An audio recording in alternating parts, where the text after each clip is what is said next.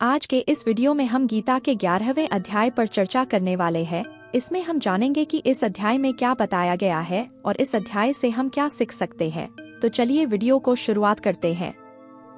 गीता के 11वें अध्याय को विश्वरूप दर्शन योग कहा जाता है।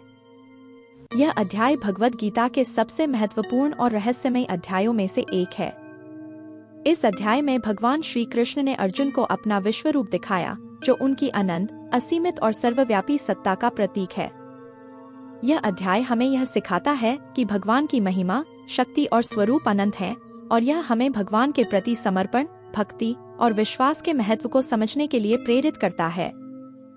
11वें अध्याय का आरंभ अर्जुन के एक प्रश्न से होता है। अर्जुन, जो अपने संदेहों और भ्रमों के कारण युद्ध में संलग्न होने के लिए तैयार नहीं था, ने भगवान श्री कृष्ण से उनके वास्तविक स्वरूप को देखने की इच्छा व्यक्त की। उसने भगवान से यह अनुरोध किया कि वे उसे अपने दिव्य रूप में दर्शन दें ताकि वह भगवान की महिमा और शक्ति को प्रत्यक्ष रूप से देख सके। भगवान श्री कृष्ण ने अर्जुन की इस इच्छा को पूरा करने के लिए उसे दिव्य दृष्टि प्रदान की, जिससे वह भगवान का विश्वरूप देख सके। भगवान का यह विश्वरूप इतना विशाल, अद्भुत और अनंत था कि इसे देखकर अर्जुन स्तब्ध रह गया। भगवान ने अपने इस रूप में ब्रह्मांड की सभी शक्तियों, तत्वों, देवताओं और संपूर्ण सृष्टि को समाहित किया हुआ दिखाया। भगवान का विश्वरूप अत्यंत भव्य और विराट था। अर्जुन ने देखा कि भगवान के इस रूप में अनगिनत मुख, अनगिनत भुजाएं, अनगिनत नेत्र और अनगिनत रूप समाहित थे। भगवान के इस विराट रूप में सारा ब्रह्मांड समाहित था और हर दिशा में केवल भगवान ही भगवान दिखाई दे रहे थे। यह रूप इतनी अद्भुत और रहस्यमय था कि इसे देखकर अर्जुन का मन स्तब्ध हो गया और वह भगवान की महिमा को समझने में असमर्थ महसूस करने लगा। भगवान ने अपने इस रूप में काल का रूप भी दिखाया, जिसमें सभी जीवों का नाश होता है। उन्होंने अर्जुन को यह भी दिखाया कि वे ही इस सृष्टि के रचयिता, पालक और संहारक हैं। भगवान ने यह स्पष्ट किया कि यह संसार उनके अधीन है और हर चीज उन्हीं से उत्पन्न होती है और अंततः उन्हीं में विलीन हो जाती है। अर्जुन ने भगवान के इस विश्वरूप में विभिन्न देवताओं, ऋषियों और अन्य दिव्य व्यक्तियों को भी देखा। उसने देखा कि सभी देवता और ऋषि भगवान की इस दिव्यता के प्रति नतमस्तक हो रहे हैं और उनकी स्तुति कर रहे हैं। अर्जुन ने भगवान के इस विराट रूप में संसार की सारी गतिविधियों को देखा, जिसमें सृजन, पालन और संहार सभी शामिल थे।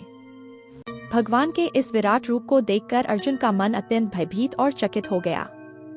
वह भगवान की महिमा और शक्ति के प्रति अति विस्मित हो गया और उसने भगवान से इस रूप को वापस लेने की प्रार्थना की।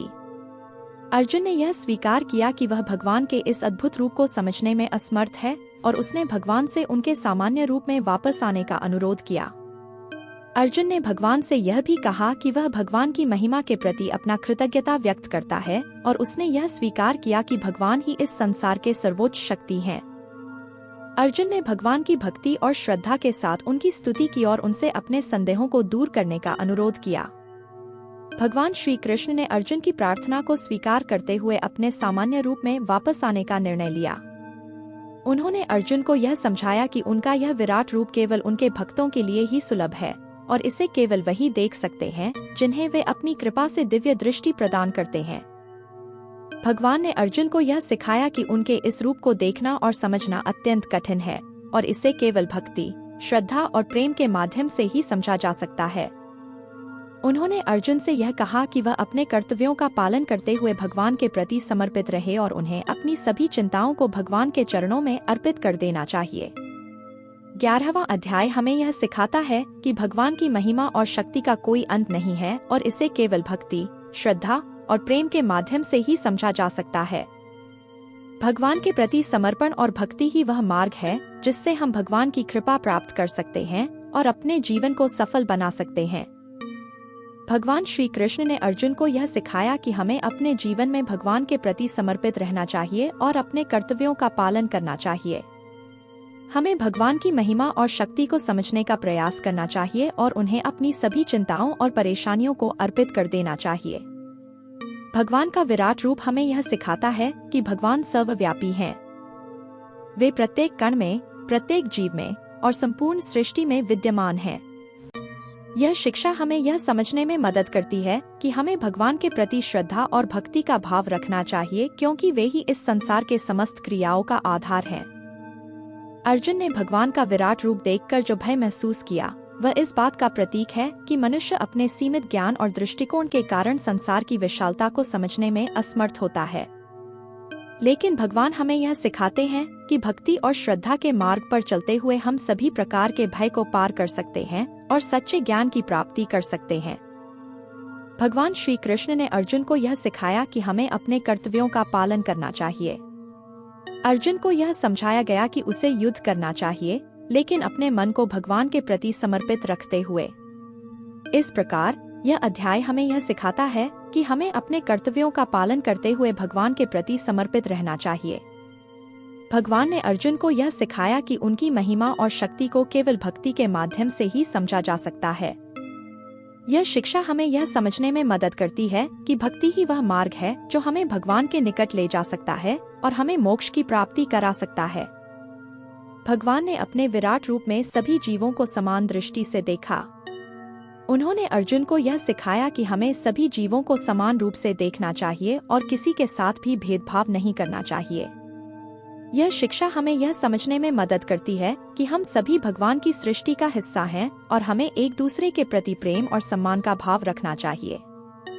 तो दोस्तों, भगवद गीता के 11वें अध्याय विश्वरूप दर्शन योग में भगवान श्री कृष्ण ने अर्जुन को अपना विराट रूप दिखाकर यह सिखाया कि भगवान की महिमा और शक्ति का कोई अंत नहीं है।